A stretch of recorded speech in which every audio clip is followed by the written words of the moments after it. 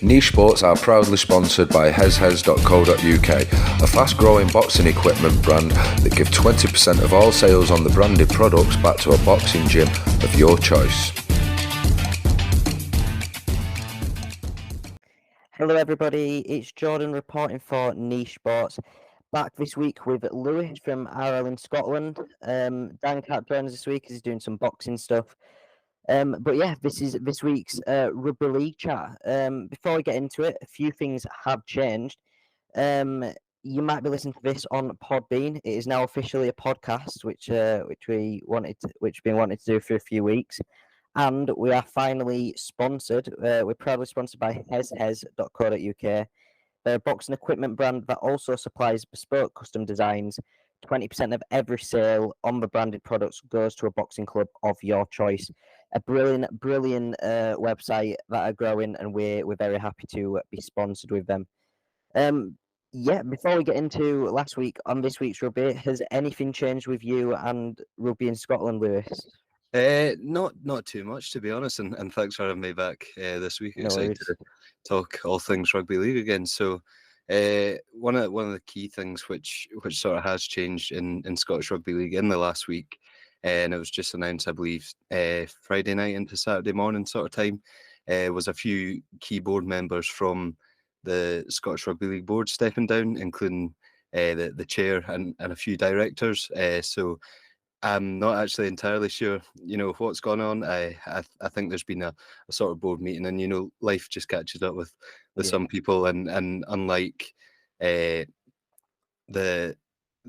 leagues in England and the boards through there, it's almost completely voluntary in Scotland, I believe. So, some people, 9-to-5 jobs and family and other things take over. So I don't know if it's just been a sort of annual board meeting and people have left as expected, or if there's something deeper. But I think we're going into a time to rebuild Scotland Rugby League, and I think that's the plan. And I've spoken to a few people, and everyone's happy with what I'm doing, and has me in mind to help push it along as well, which is always nice to hear. It's great stuff, definitely. It's paying off what you're doing, definitely. We'll start then. Thursday, the 4th of May, Hull FC beat Wigan. Did you see that game, Lewis? I caught bits of it. Yeah, unfortunately not the full thing. But I think most of the second half, at least, I caught. And I seen you were along. Yeah, I was. Made me very happy. Obviously, I'm a Hull FC fan. And, we both said that we thought Wigan would win that one, and we were both wrong. To be honest, I don't know where that result came from for Hull, because I said Hull FC, there was things going their way, the fitness and things like that last week, and that obviously the rest that Hull FC had. But Hull turned up hungry and confident, and basically everything that they had lacked all season. So that was very impressive from them. And the defence was brilliant. You said you caught most of that second half. The defence then. Especially near the end, the dropped high ball, and then it, I'd imagine you were thinking, just this is typical, here comes top of the league to win it in the dying moments. But like you said, the defence was strong, and they held on even at the end and forced the error. Yeah, got to 70th minute, and I was like, get this game done. Honestly, it was so stressful. And Jake Truman Simbin in the last 2 minutes. So some mixed thoughts on that. I think that was a brilliant decision, brilliant play, because I think Wigan would have scored on that next play if he hadn't held them down. I think that's a brilliant bit of decision from him. Decision making. And they're under the cosh if he doesn't do it. So no, I definitely think it's quite right. Professional foul, take the yellow card, but save the 2 points at the end of the day. Yeah, definitely. I would say definitely saved us a game. But moving on to Friday then, Catalan versus Saints, a game that was on TV. We also both said that Saints would win that one, and we were both wrong again. Yeah, it wasn't a good start to the predictions for us. And I think as close a game it was in some points, and as good a game it was all sort of overshadowed by that bull running about at the start. Yeah, I was going to mention that was a bit bit of an interesting pre-match warm-up routine from Catalan. I don't understand how the ball even got loose in the No, first place, no. but yeah, Catalan looked about as hungry as that bull for a lot of the game as well, which I hadn't shown in previous week. So that's positive from them. A few sin bins as well in Yeah. that one, and discipline maybe not as strong. But Saints have been kind of a victim of that ill discipline this season. It cost them a bit again. What would you say? Yeah, I'd agree, and I think we spoke about last week. Saints coming into a run of form, getting some players back, and Catalan's going the opposite way, and having lost a few on a bounce, and this could have really sort of been, early season ender in a way. Yeah, I Just agree. taking away all the momentum they had at the start of the year, but they turned it around. I think it was 12-all at halftime, and once they got to 12-all, I didn't really think it looked like they were looking back. It always looked like they were going to go on to win it. And like you said, St Helens defense just discipline, sorry, just sort of like let them down, and as it has done a few times this season, and even sort of knock-ons near the end and stuff just killed any chance of getting back into it. Yeah, I agree. And moving on then to, actually staying with Catalan Saints, that's a bit of a statement win for Catalan, I would Yeah. say. They've obviously been good this season, but I don't think they've been as good as been in the previous seasons. And obviously Saints, again, they've not been as good, but they are definitely getting back to form. So for Catalan, that is a victory that they'll enjoy, definitely. One they needed, I think, definitely. Yeah. Yeah, after the loss against Huddersfield as well. I think they lost. I might be wrong there, but that game didn't go too well for them if they did win it. Moving Yeah. on, Hull KR 28, Huddersfield 0. Who is going to stop Hull KR? Honestly, I can't remember if we spoke about this last week as well, but Salford were looking like the team that maybe they can't defend, but they can score points, and they're the fun attacking team to watch. And after a few weeks, that's just become Hull KR's job in the league. And Yeah. I don't know how much you're enjoying seeing that as a Hull FC fan, but It's entertaining. I'll give them that. But I've got a wee soft spot for Hull KR as well, with a few of the Scotland internationals repping that top week in, week out. So I think they're looking really, really hard to stop, like you said, at the moment, and holding a team to nil as well just shows that they're not one of those teams that scores all the points and concedes just as many. They're a solid team at both ends. Bit of the full package this year, and I think they're a model that people can build off. Obviously, Salford have completely turned around from, I think it was 2016 when they went close to extinction.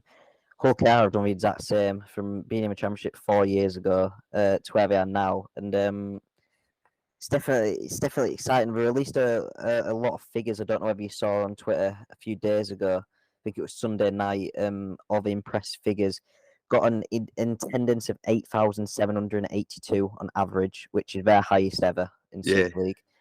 100% sponsorship sales in every game on a match day, and 52% increase in retail on a match day as well. So it's not just on the pitch that's going well for them, and It's off the pitch too, definitely. And that it doesn't really come as a surprise at the same time. Like, those are great figures for them, but the way they're playing, when a team's winning, you want to go watch that team win, and they're definitely reaping the benefits, like you say, off the field. And they did also put most inclusive club in the city. Now, originally I was not too happy about that, but it's fair. I think it would be a fair judgment to say that they probably are right now. We've got over 300 players playing for them. I think it said PDRL, learning disability, women's, all of that. You can see why the success on the field looking from all that, can't you? But Yeah, definitely. Just the internal setup they've got going on. I didn't know any of those figures, but like I said, hearing them doesn't surprise me at all. What they've got going, and if they can keep this run of form as well, it's only going to help off the pitch, and the stuff they're doing off the pitch is going to help on the pitch. It's just a big circle, isn't it? Absolutely. Moving on to Leeds versus Salford then. Salford won that one 22-12. What do you think about that one? I can never, both teams, I can just never predict what they're going to come out like at the weekend. I and Leeds at home have been quite solid this season from what I've seen, and like I said, the Salford looked like they could attack anyone, but maybe concede just as many points at the start of the season, and even that attack sort of fell off, and going from, I'm sure they had a couple of high 20s They did, and yeah. higher scores at the start of the year to a couple of weeks now of lower scores, but they came out firing, and there's certain points in the game where it looked a bit too easy for them. I thought. I don't know your own Yeah. thoughts. I mean, I was there for that one. I Yeah, think in that first half, Leeds were just they looked. It was a slow start. I would say that's the best judgment from it, because that first half an hour they were really poor, making a lot of errors. That really gave Salford a bit of a head start, and there was a sin bin to Blake Austin, I believe it was, yes, around the 20-minute mark. Salford scored both their tries in that first half in that 10-minute period.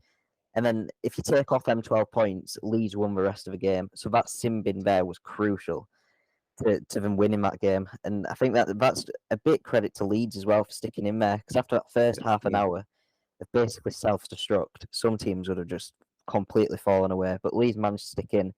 And that although they lost to Salford, I don't think it's a terrible performance from them by any means.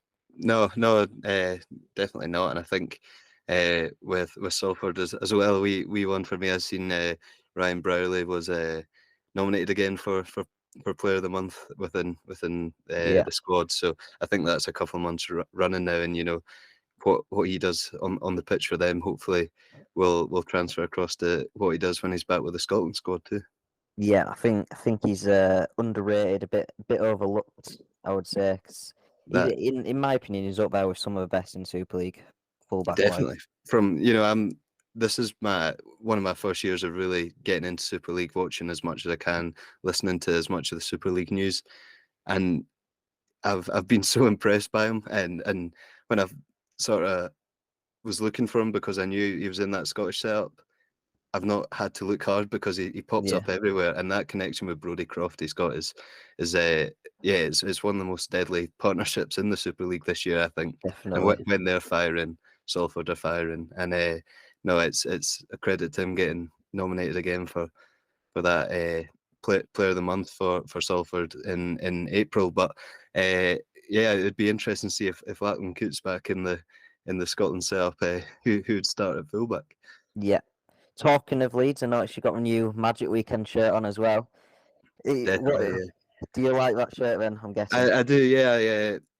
I'd seen it came out, I think it was Friday, and as soon as I seen it, I thought, I'm not a Leeds fan by any stretch, but a good cause, and then it links with the My Name's Doddy Foundation, Yeah. which especially over the past couple of years has been absolutely massive here in Scotland, and Doddy being from Melrose, not far away from where I live in Scotland, and a team I play regularly at Rugby Union. I know a couple of his sons through playing against them not too well, and yeah, when I seen that, and I thought the links to Scotland and the links to Rugby League. I'm also going to Magic Weekend, and it's obviously their Magic Weekend shirts, so it was a bit of a no-brainer for me, and I think it was about £10 from each sale, if not more, going towards the foundation, which is just is great initiative by the club. Not only to make I think a decent looking T-shirt, but one that's got a bit of meaning to it, and the links to Rob Burrow as well. So yeah, it just brilliant from Leeds Rhinos, and as soon as I seen it, I had to get involved. They deserve a lot of credit, don't they, for the stuff that they're doing to Rob Burrow, Doddy Ware as well. All the key people, they deserve a lot of credit for that. And I agree. I do think it's quite a nice T-shirt as well. So And there's one all round. Yeah, now I've got my hands on it as well. There's wee hidden details all over it, like Doddy Weir will be on the back of the collar there and stuff like that. So they've clearly put a lot more thought in just using the Doddy tartan on it, and it's a lot of effort's been put into it, which is it's incredible to see, really, isn't it? It is. Moving on to Lee versus Castleford. Lee won that one by 30 points to 6. I said Castleford might have a chance in that, and I think I was quite wrong. Yeah, no, I've found with both teams this year, they're always strange games to watch. Like I think this game was 6-all at halftime or something, ended Yeah, 30 points to 6, and Castleford, a bit like Wakefield, but they've had a couple of results go their way, and they don't score much in a game, no, and it's always a bit flat from what I've found, and that no no offense to them or any of the fans, and with Lee as well, I've found a few of their games to be quite strange this year, but I do like some of the players they've got involved there, and they just sort of ran away with that second half, didn't they? absolutely, absolutely. Tries from O'Donnell, Sumanathanai, Lutelli, and Davis in that second half, and I think that shows that they've fixed one problem, Casford, and now another one's come along. Because it used to be that their left-hand side couldn't really defend, but that was when they were shipping the most points, and they shipped a few, obviously through Lutelli's try, but now it's the big men, Sumanathanai, O'Donnell, Davis getting in, scoring the tries. So it's like one problem's gone and another one's come along, and I think that's probably why Canada's still down there, because if this new problem hadn't come along, the last few weeks have looked a lot better with that left hand side clicking. So Yeah, yeah, definitely, and I think they're with your coach sort of just coming in like out of nowhere. Was that like round 2 or something? Am I right in saying? yeah, yeah, Uh, round two. like the change from having a full preseason under someone to going into a second round of competitive action again with under the guidance of someone else, Yeah, I'd imagine it can only be hard. And like you said, that edge has started to click a bit, and you're seeing more positive signs from them. So I'd imagine with time they'll be more and more competitive, and hopefully second halves won't get away from them like they did on a Friday night. I agree. Warrington Wakefield, then the final game of this round. We touched on it last week as well. All the games on Friday. It's not a great idea. And I think that was proved on Friday. But Warrington beat Wakefield 32-18, and I felt so bad for Wakefield in this one. They Same. were they were in it until Kevin Proctor's red card, and then it all went wrong. That was such a game changer, wasn't it? And I was listening to something, and I'm sure it said worst Super League signings of all time, and his name was mentioned in there. I know it's not been long, but he didn't do himself any favors this week at all, and definitely let Wakefield down. Who, if you'd said they'd be in a game with Warrington a couple of weeks ago, you would have been called crazy. But Absolutely. Warrington have definitely slowed down, and Wakefield put in a shift, and were let down by that silly red card. I think the problem with Proctor is a bit of a ticking time bomb. Yeah, In all of the games, he's made one or two mistakes, and they've all been quite costly. And obviously, every error has been costly for Wakefield this season. We're shipping a lot of points, but Proctor always seems to be one of the players that consistently making these errors. And obviously, the red card was a complete game changer on Friday. So I don't know. I've seen a lot of Wakefield fans unhappy that he's still getting game time. And to be fair, I would agree that it's been a terrible signing, which is not what you really expect from such a big name. no, exactly. And I watched him a couple of years ago in the NRL, and I thought he was decent. He'd put in a shift for at the Titans, but no, that was just silly. I think earlier in the game he'd put quite a big shot on someone, and I think it might have been Drinkwater maybe, Yeah, and it looks like he goes to try and do it again, and he just he's, he's far too high. It's clumsy, and like you said, he's a ticking time bomb. But speaking of signings, and one we spoke about last week, Luke Gale, yeah, not to be seen. yeah.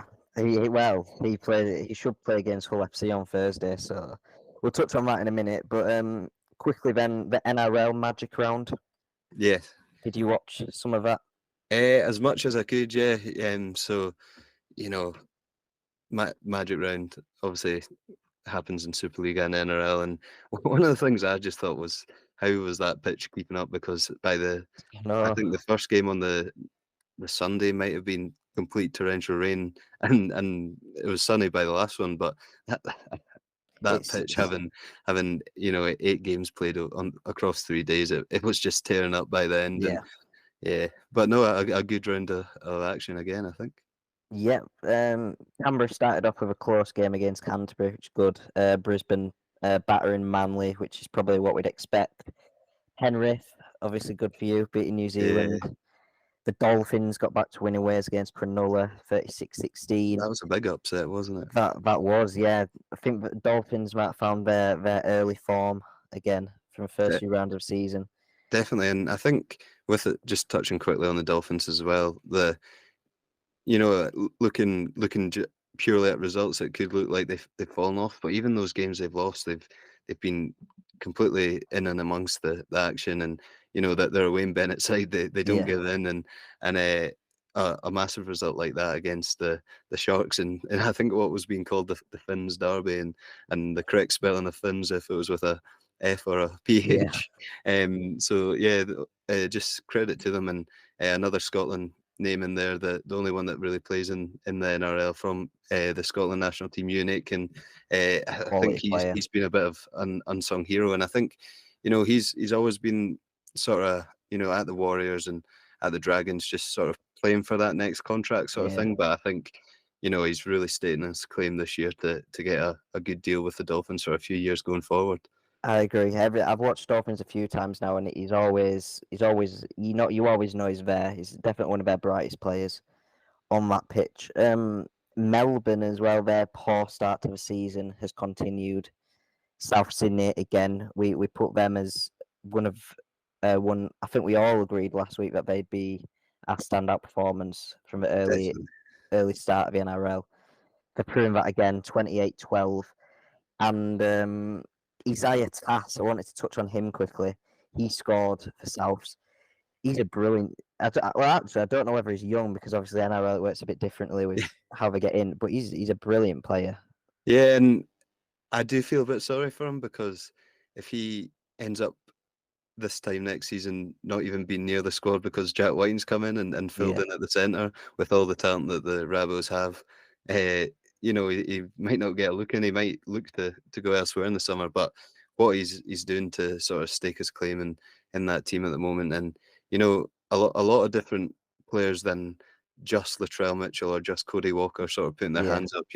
Campbell Graham's been unbelievable to start the year, Definitely. and their forward pack, which has been ridden with injuries as well, as they've all just put their hand up and done a shift. And I think that's it's the sort of thing that's made Penrith title winners the last couple of years, is people can come in and out of the team and do that job, and I think it just states them as title contenders, like we said last week.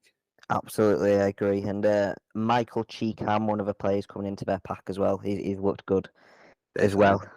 Sunday then, the NRL games there. West Tigers, they've picked up 2 wins in a row now. So it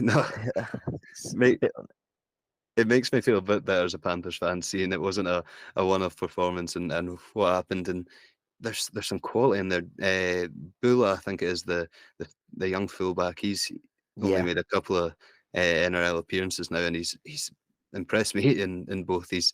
Everything I see and listen to, he's just been talked about because of what he's been able to come in to do. He's an exciting player, and I think the Tigers have had maybe a few injuries to that back line as well, and he's just stepped right up. And like last week, the tackle on Nathan Cleary to sort of save the try, and this week just having another solid performance, and I think another sort of try saver near the end when the Dragons were attacking. So he's impressed me for them the last couple of weeks. Got bags of talent, and their hooker as well, Apasai Coruscant, impressed in the World Cup, and it's good to see that he's been rewarded with starts for West as well. He was brilliant for the Panthers. I think we've missed him a lot in the last couple of years, but he's a huge addition for the Tigers. And I think a lot of people would have thought the Tigers would have had a better start of the year coming in. They signed a couple of big names like himself, Papali'i from the Eels as well. And, it was such a slow start to them, and everyone was doubting them and, making the jokes of losing to the bye round and stuff like that. But I think, what we're now seeing from them is that getting to know each other as a squad and realize that they might not be favourites in any games, but they can do almost what the Dolphins are doing, and that hard graft that will help them win games. Yeah, I agree. Last two, North Queensland beating Sydney, and then Gold Coast Parramatta. I was working, but we had that on while I was working, and that was quite a good game. That one, I would say.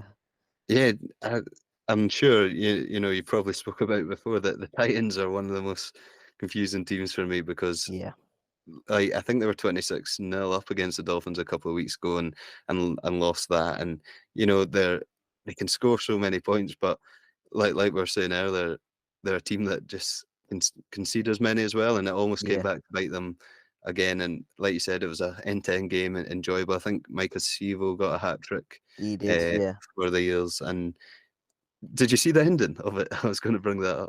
I don't know. I missed the last 2 minutes, but So it must. I think it must have been last play sort of thing, and they're chucking the ball about. yeah, The full time buzzer's gone, and you can't get tackled or that, and yeah, they're sort of offloading and running sideways, and then I think it was Sean Lane for them just takes the ball in, never going to break the tackle.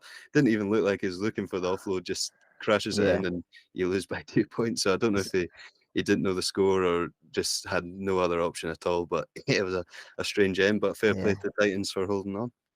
definitely. Quickly touch on the championship. There was a few games in League One as well, which were quite good games. Rochdale beating the Crusaders, Doncaster beating Workington, and Oldham beating Cornwall. But a big game from the championship was Swinton beating Toulouse. That was a massive shock result, and Huge the one team of the week as a result of it. And I think that's a Yeah, fair decision. no, definitely.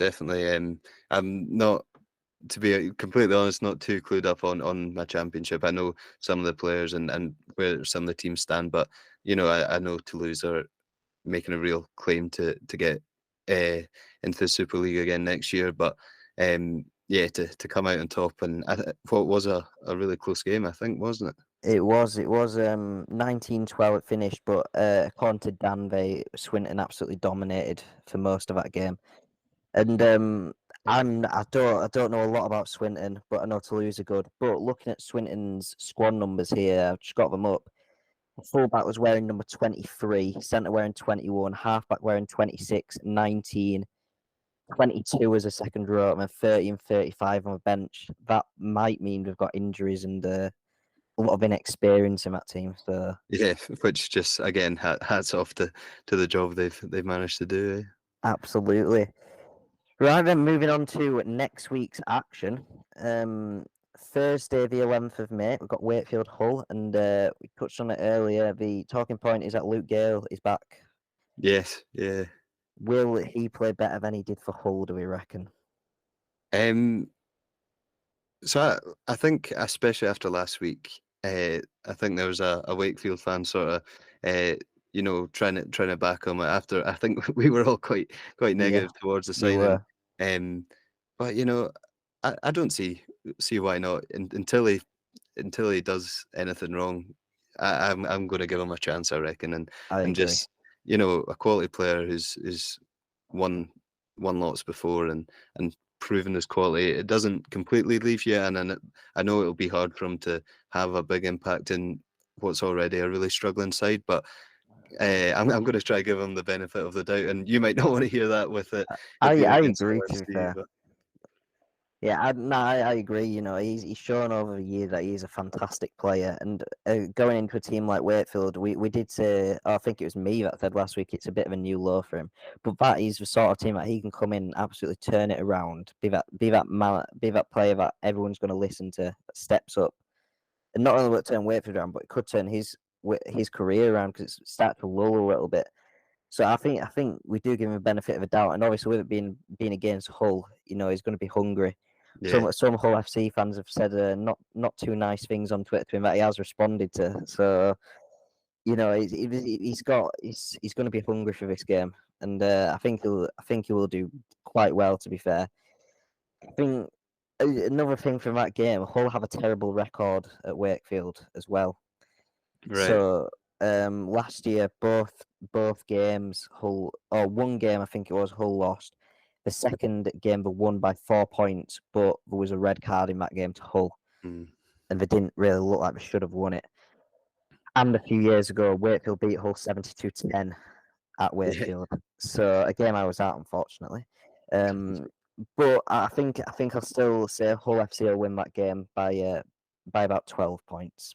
Yeah, I think I'm going to agree. As much as, it could be one of those days that Luke Gale, new man on the block, like you said, takes that team and just runs rampant with it. But I think coming off the back of last week's result, Hull FC should win. I'm going to go maybe by 6, but yeah, I think Yeah, it'll be closer. But I I'm agree. still backing Hull. Yeah. As I saw some people saying it's got to be a confident win. Hull FC will play like the first half against Castleford, where they scored 30 points in round one. It's not going to be that sort of game, I don't think. No. Melbourne Are you Brisbane. going to it yourself? Sorry. I am. Yeah. That is going to be my final game for a few weeks, so I'm looking forward to it. But I am going to that one, yeah. Melbourne Brisbane on Thursday. I think that's a Brisbane win, isn't it? I think so, although I think it will be close again. Brisbane have been on such a high this season, but you've seen in that South Sydney game where they lost their only game this year that they aren't unbeatable. Yeah. They've got some errors in them. I think even some of the games they have won, like I remember the game against the Dolphins that they won. They were lucky Tight. to win. Yeah, Yeah, I they've been watched that in some one. tight games, and if they take their foot off the pedal, and they can be another one of these teams that can attack, but the defense sometimes isn't there. I think they will be too strong again this week, and with the Storm, they're so unpredictable as well. Yeah. Munster and Harry Grant and Big Nelson and stuff can show up, and they could have a rampant game. But I would take again the Broncos by maybe even 2. Yeah. Fair enough. I would go. I think it will be close. As again, I don't think Melbourne. Obviously, as you said, they have that class. They have that class. They can turn it on whenever, and if they can score out of nowhere. So I think it will be close. I'm going to say Brisbane by 8.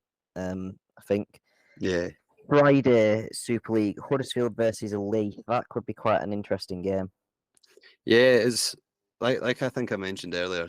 I always find Lee strange when I'm watching them. Are they going to be this team that just goes out and scores loads of points and are great entertainers, or is it just going to be a bit of a dead rubber of a game? And then Huddersfield as well have been from being nil last week Yeah.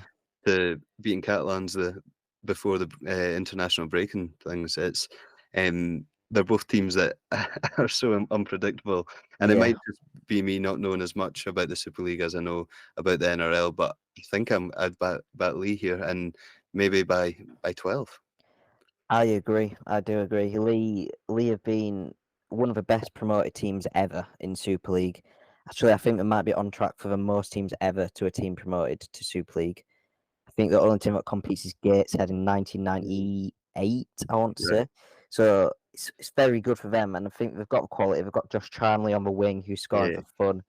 Huddersfield down on confidence. 2 losses to both Hull sides now in a row. Lee 2 big victories against Leeds and Cass. I'd go Lee by 12 as well. Then Casford Catalan. That's I think it's Catalan win.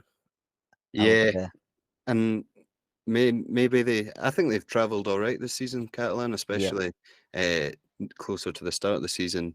But from everything we spoke about earlier and them getting that huge result last week, and even the momentum they've probably picked back up from the start of the season, I think they'll just be a bit too strong. But I'd like to see Castleford be competitive again, like we were saying, start to glue together more and have that edge working better and be more within the game than drawing at half time and losing by 20 odd points.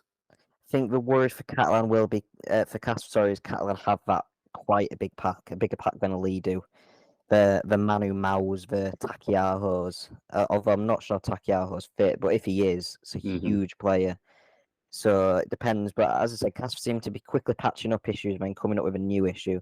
So if they patch up that issue with stopping the big men down the middle, it could be a bit of a closer, more entertaining game. I'm going to say Catalan by about 10 points. So in that one, yeah, I'd say by about 12, and my other bold prediction for that game would be seeing a tiger on the pitch before the game. Who knows? Who knows? If there's a bull on the pitch at Catalan, it could happen. Warrington Hull KR, that is, I would say, game of a round for me. I was about to say the same thing, definitely. I think that could go either way. Warrington, that's the sort of game where they can really, it'd be a statement victory against a team that seem unstoppable. And obviously Warrington have stalled in the past few weeks. Not looking overly confident at Warrington, losing 2 of the previous 3 before that. This is a game where they can completely restart their season. Yeah, I think either side wins is a huge statement for the rest of their season. I don't think anyone would have thought Hull KR would be where they are coming into round 12. And if they can then go on to get the win, that's like you say, a huge statement for their intentions for the rest of the year. I do think, however, Warrington will go ahead and put them to the post, which, like I said earlier, I've got a soft spot for Hull KR, so I don't enjoy saying that. But yeah, no, I just think it's one of those games they need to put on a performance after the last few weeks. Even with the win last week, it came with a Wakefield red card, like we said, and still wasn't too convincing. So I think they're just going to show up and be that team we seen 4 or 5 weeks ago. I agree. I'm going to say I think Hull KR will just edge it, but I think it's Warrington. This is a game that they need to win, and but they have got players like Paul Vaughan, who stepped up massively against Hull KR last time out. George Williams, he'll be a lot fitter than he was last week. Obviously he played for England. Yeah. Josh Fulis and Matty Ashton played very well last week for Warrington. So it could go either way. It's a flip of a coin, this one for me. I think it's just Hull KR because of their defence in recent weeks. Yeah, I can see it sort of coming down to, intercept near the end, and it's Matt Duffy breaking away with that sort of speed, or So I'm going to say sort of Warrington by 4. Yeah. Wigan Leeds. This is one where I'm going to say it's an upset. I'm going to say Leeds will win this one. I like that call, to be honest. Yeah, I think like Wigan just didn't, as good as Hull FC defended last week, Wigan just didn't look themselves or the team they've looked for the rest of the year. But I also just feel like Leeds need a shift and need to fix some of the problems from last week. And I feel like they're the team that when they lose one, they win one the next week. Yeah. So I'd agree. I think, Catalans have had their turn of losing a couple after taking their first loss. Warrington have done the same. I know it wasn't Wigan's first loss last week, but I reckon we'll see the same sort of pattern, a couple of losses and then getting back into it. So yeah, I'd agree with you there. I agree. And interestingly, if Wigan were to lose at Leeds and Hull KR did beat Warrington, it would mean Hull KR are top of the table, which is quite incredible to say. I think for Wigan though, the halfback issue that we seem to have, Harry Smith is brilliant, but then they're sort of playing with one halfback. I think that'll cost them. And the Leeds, I think Aidan Caesar will be back for them, so they'll be back up to 2 fully grown, experienced halfbacks. And Wigan's pack's a lot smaller than Leeds as well. Yeah. So if Leeds are winning them individual battles, then I can see them going on to pick the win. That's why I've predicted them this week. NRL, Canterbury versus New Zealand. I don't know much about them 2 sides, to be honest. Yeah, I was impressed by the Warriors last week against the Panthers. I know Panthers haven't been going as well, but the Warriors stuck in, and they've struggled with injuries this year, and to key players as well. But they still had that strong start to the season, and after a couple of years of not having a home, like the game's not being played back in New Zealand, I think they must be knackered from the last couple of years, and even still now having to travel occasionally back to New Zealand and whatnot. I think they will win, and I think that's nothing bad on the Bulldogs. I think what the Bulldogs have is they're building something good. They've got some young players coming through, and Matt Burton and Reid Manny are sort of leading that team around, and they were unlucky last week at times against the Raiders, and it was a close game, like we spoke about earlier. So I don't think it's something as a Bulldogs fan to be disheartened about. Maybe this season does become a bit of a write-off, but I think in the next few years they're going to be right up there. I think they've got Stephen Crichton going to them next year from the Panthers as well, and he's a world-class talent. Yeah, so I think not to worry for the Bulldogs, but I'm seeing the Warriors win by 12, I think. Yeah. Yeah. Then Penrith, Sydney, your team versus the Roosters. What are your thoughts on that one? Yeah, I think with the Roosters, they're so hard to call, and I know they've had injuries as well, but they also are that team just with money to throw about, and they've just not really ever since it was announced Suaalii was going to Rugby Union and for Rugby Australia in a couple of years. He's been quiet in games that I've watched of them, and they've got that occasional spark, and I think they are still gelling together, some of the players, but they've got such a good forward pack and such a good back line as well that there shouldn't be excuses. They should be up there as a contender. Absolutely. And like I said with the Panthers, it's not been a usual Panthers year, but we are still defending the best in the league, conceding the least amount of points. So I'm quite confident that the Panthers will take that one, but only by 6, I think. I agree with that one. I do think it'll be close, but yeah, I agree. Penrith will take that one. The final Super League game of this round, St Salford. That is another game that is very hard to call. Yeah, it could have easily been game of the week as well, sort of. Yeah. I think Saints will do it, to be honest. A bounce back win after last week, and I need to see some consistency from Salford before I can really back them, especially against a team like Saints. But I guess it is the same with Saints this year. They've been anything but consistent, so it could go either way. But I'd take Saints here. I agree. I would also take Saints here.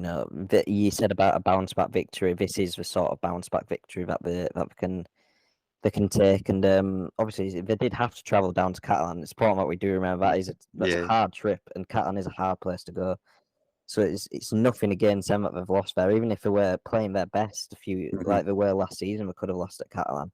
So it's nothing against them. And Salford, as you say, they are lacking that consistency. And I'd take Saints to win that one. Wheelchair Rugby League is back as well. London versus Warrington and Wigan Hull. You like your Wheelchair Rugby League, don't you? Yeah, and sort of being involved with the Edinburgh Giants and in a sort of press officer role, which I just had a call with them about last week. So I'm going to be doing just some sort of articles and things along the line for them, but being along the Scotland Wheelchair Rugby League stuff as well, and it's a growing sport, and I think what the Super League are doing as well, and I'm not sure if any of the games are televised this weekend, but I know some of not televised, but I know when it was their sort of magic weekend, and I know they're having a few this year, but when they done that a couple of weeks ago, it was live on the Sportsman on YouTube, and being able to broadcast that is a great opportunity, and it is a growing sport, and there's so many people that probably don't realize that they can play it, because you are able to have 2 able-bodied players out of 5 on your team on the court at any one time. So, I think if anyone's interested, they should definitely check out. Maybe they passed their playing days of the running game, or they're looking to try something new, or maybe they've got a disability and would like to get involved in sport. It's so much closer to the running game than wheelchair rugby is close to rugby union. So I agree. Can't even tell wheelchair rugby union's actual rugby sometimes. So I agree. And you're right, it's a growing game, especially with England winning the Wheelchair World Cup on the Northern Hemisphere. It's a game that can only go from strength to strength, I'd say. Definitely. Championship, London Barrow, Batley Toulouse. Pretty good games. Toulouse will have to bounce back against Batley, who picked up an impressive win against Widnes. Yeah. NRL, Souths versus Wests. Wests on good form, to be fair. 2 wins in a row in the NRL was quite impressive, so good form. South on even better form. I can see West winning that one. Really? To be honest. I don't know whether I'm going to go West get the upset, but I can see West winning that. No, I like the call. And, like, if they perform the way that they took the Panthers off their game a couple of weeks ago, and even performed the way they did against the Dragons last week, and managed to sneak a victory. I think they've got every chance of doing it, but I just think, like we spoke about, the Rabbitohs are, for me, the biggest contenders this year for that premiership, and I think they will just, all they need is Latrell Mitchell to turn up for 15 minutes in that game, and it's game over. So I'd take the Rabbits, but I like the boldness of the I think I'll still take Souths to win that one, but I genuinely wouldn't be shocked if West win that. North Queensland St George. Am I right in saying that Scott Drinkwater is fit for North Queensland? He should be, yeah. And, I didn't catch all of that game last week. That the Cowboys played against the Roosters, but he's been back a couple of weeks now, and it has definitely helped them. Maybe not as much as some people would have thought. Especially, I think just every one of their players that came onto the scene last year and thrived, like Nanai and Tuolungi on the wing and stuff, have just sort of been that wee bit quieter this year, and it's not helped them at all. But I believe Drinkwater should be playing. Yeah, it'll kind of go against what you just said, then, but I can see him St George being one of them games that he can just completely take it by the scruff of the neck. No, definitely, and you want to see that from a player like him. He was, like we said, so exciting last year, and like I've said, so many of those. The Cowboys were, what a team to watch last year. Yeah, they were. It's maybe been one of the biggest disappointments of the season is how they've not been firing, but a win like last week against a team like the Roosters is maybe exactly what they needed to kickstart their season, and I can see exactly what you mean, and I think they'll beat the Dragons, who have been unlucky in the last couple of weeks, and maybe are that bit down on confidence. I agree. Final game, we'll do a bit of a proper analysis on Canberra Parramatta. That one's hard to call, but I think it's a Parramatta pick up the win there. Yeah, no, I'd agree. I think it's been a hard season for the Eels, and I think although they started with 3 or 4 losses, they were in each of the games and lost by 4 points at the most or something. And they beat the Panthers, and they've had hard results, but it will be interesting to see. I think Mitchell Moses might be out with a concussion protocol. He left the game last week and didn't return, and I've not actually checked this week, but I think he should be out if protocols are. I think it's 11 days, so that's a huge miss for the Eels. But Dylan Brown's been brilliant. He was great at the World Cup for New Zealand as well. Very entertaining to watch as well. He's so exciting. I think maybe that's what he needs, just sort of Moses not being there for a round, just to get his hands on the ball more, and he just makes stuff happen when he gets ball in hand. So nothing against the Raiders. They've had a brilliant few weeks after a slow start, and after the Jack Whiting news and everything like that, they've been on great form. And big Corey Hoare's brother, Big Red, I think they call him, Ginger Boy. Yeah, he's been brilliant to watch. I think he could be in for an Origin shout this year. Yeah, the Origin, I think that is going to be a brilliant series to watch this year, based off the start of the NRL. Yeah. League One, Cornwall, Hunslet, London, Rochdale. In terms of we don't really touch on it in the National Conference divisions, but I think Wigan, St Patrick's, Wafrell, Hornets is going to be a brilliant game this week. Seems like sort of game that'd be very good. Championship, Bradford, Swinton. Swinton will be looking to bounce back. Bradford having just sacked their head coach, which is been a lot of conversation about that. Saw someone say that he's been used and been sacked for not much apparent reason, and I've not really given an opinion on that because I'm not too sure on it, but that'd be interesting if it is. Halifax, Whitehaven could be a good game. Keighley, Sheffield, Widnes, Featherstone, York, Newcastle completing the championship this week. NRL, the final 2 games, Newcastle, Gold Coast. Gold Coast, we said, confusing up and down team. Newcastle, I think they're sort of a similar team, aren't they? Yeah, and I think they've just been something this year that they've not been in the last few years, and it's again, like we sort of spoke about with the Dolphins, who are on a bye this week, and some of the other teams, they just get stuck in now. They're maybe going to start every game as underdogs, but I think there's no underdogs this year in the NRL. It's such a tight competition. But the Knights, they took Panthers to Golden Point this year. It took a bit of Nathan Cleary magic. They've had some big wins and some close losses as well. I've got them after a rest and not going to Magic Round, which I felt a bit bad for them.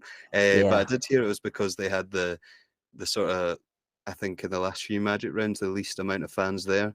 From what was counted is why it was chosen they were a bad. I don't know the truth to that. I think that is the truth, and I'm not too much of a fan of that, to be honest. No, it's a shame, and I think why the NRL needs that 18th team maybe in the next couple of years. But no, I've got them after a rest. Hopefully, a couple of weeks ago I watched them play. I think it was against the Eels actually, and Kalen Ponga. I know he's been out with multiple concussions and it's getting to a dangerous point in his career concussion wise, but he must have missed about 8 or 9 tackles, and it was a lot in it.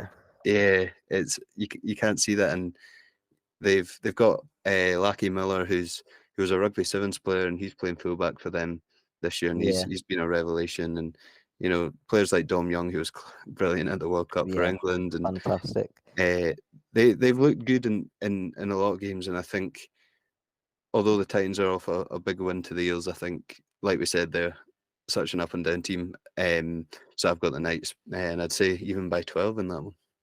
I agree. Then Manly Cronulla, I think I'd go Manly with that one. I'd go the opposite. I'd go with it. I know the Sharks was a bad loss for them last week against the Dolphins. But I think that is the first time I've really seen them having an off day.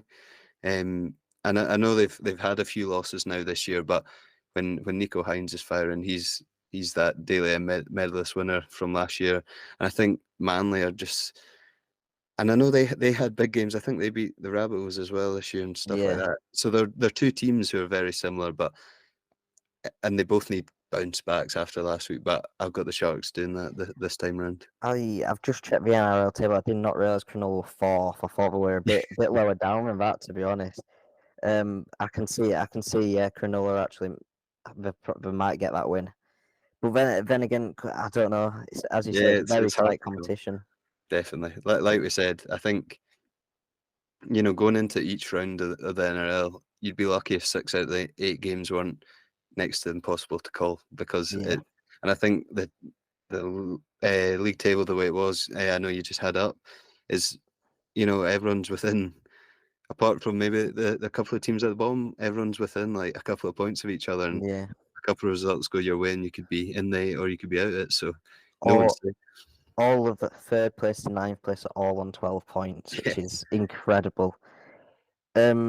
But that's pretty much it then for this week. That's all the games covered, all the games reviewed. And that's really it. So thank you again, Lewis, for giving us your time and coming on the channel. Remember, we are now sponsored by Hez. If you've got any boxing equipment needs or anything like that, make sure you visit them to check that out. But without further ado, thank you for watching. Goodbye. Cheers. NicheSportz are proudly sponsored by HezHez.co.uk, a fast-growing boxing equipment brand that give 20% of all sales on branded products back to a boxing gym of your choice.